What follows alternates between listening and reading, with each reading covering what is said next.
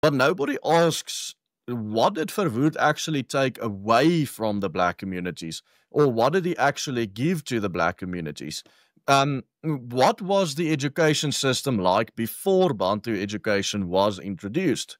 And the reality is that there was not really an education system in the black communities before Bantu education.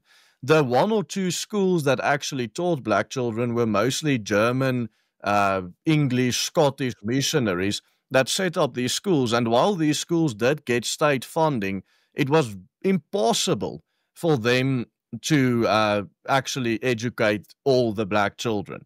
So, who did get educated? And this is another very interesting concept. People like Nelson Mandela, who was basically a prince or an adopted prince in the Xhosa community. So, what did the Bantu Education Act do? Is it basically stopped government funding to those few elite missionary schools and said that we are going to set up a system where there's enough schools so every single black child can go to school and at least reach grade seven, basically, if you want to speak in today's terms. Um, where you at least have a level of functioning literacy, where you can at least read for meaning. That was the goal of it.